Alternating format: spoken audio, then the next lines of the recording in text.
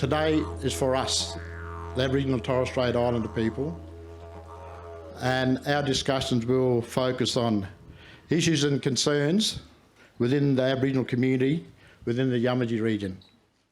I'm here to give an update on the Aboriginal cultural heritage legislation since the last Yamatji on Country meeting in October 2021. So what's happening at the moment is there's several important pieces of regulation. As I said, these will actually fill in the detail that as to how the Act is going to actually work.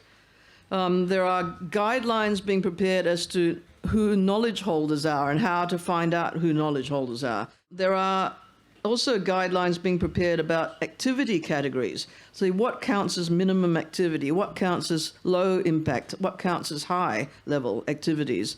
And we think, well, you know, it all depends on where it is.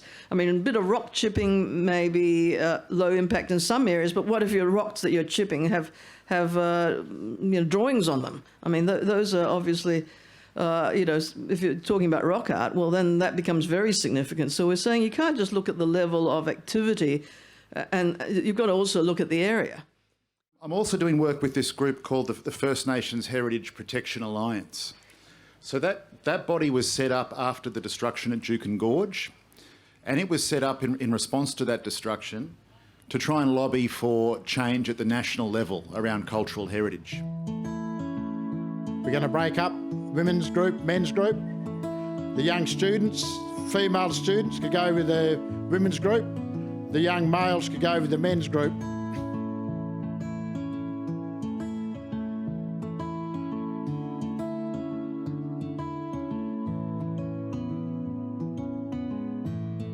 When we had our ladies talk over this side and the men's had their separate meeting, I think that was really beneficial for us to realise that we share very similar the needs and concerns we have in the community.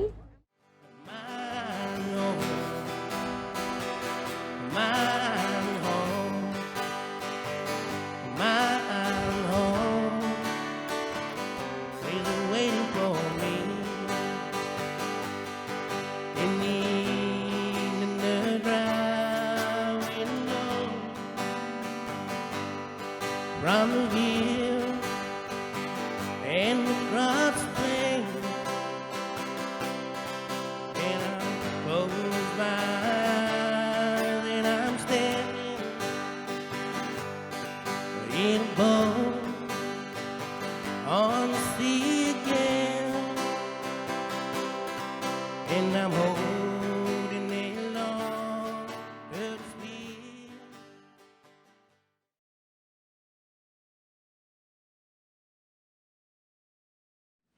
The kids are going to take over the stage now, so if you just want to take your seat, they're going to introduce themselves and they're going to talk about the topics that they discussed yesterday. We are here today to present to you all our thoughts on issues and concerns that are occurring in the community with young Aboriginal people living in the Yamatji region. We feel racism has affected us all in one way or another. Underage drinking and drug use is an issue in our community. We feel that the lack of culture for our young people today is an issue because some of us don't know who we are or where we come from. Our culture has almost been lost. An issue amongst young Indigenous people today is online bullying, in particular, yarn fight pages. These pages contain explicit pictures, rumours and fights. These pages cause shame and disrespect against members who contribute to the bullying. We also thought social media giants should take some responsibility since they are the ones allowing these pages to be open online. Our home life shapes who we are and how well we succeed.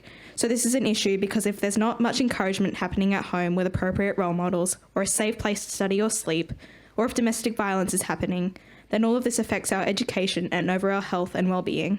This forum has given us the opportunity to raise greater awareness that these issues are happening in our community. It affects all of us in one way or another.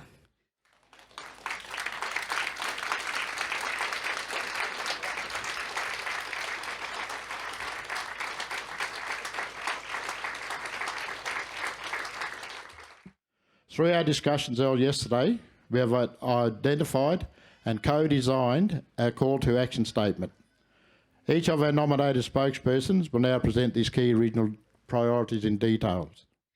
Regional and remote communities across the Midwest, the Murchison and the Gascoyne regions are experiencing housing shortages, overcrowding, homelessness at alarming rates. To make sure Aboriginal people are placed in a good position to maintain employment, training and economic development opportunities, we have identified investment is required to build our capabilities and capacity to participate in our local economy as employee or business operators.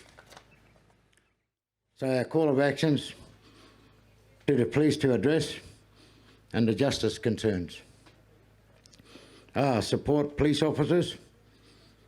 We don't want you fellas to say that we support you what you do. You need to come support us. The justice staff to engage in our communities, events, building positive relationships with local community members. I'm talking about elders, and you see all them kids here today, they need that too. Our call to action to address our health and well-being needs across the regions are: 1, have a cultural, secure, rehabilitation and family healing centre on country. 2, reform the Mental Health Act. 3, increase permanent employment positions for the First Nation people in the health sector. 4, ensure medical staff undertake place-based cultural awareness training. So our call of action to address to the education needs of our highly disengaged children and young people are: integrated First Nations culture, heritage, language and history back into that curriculum. Do not ignore that. It has to come back into the curriculum.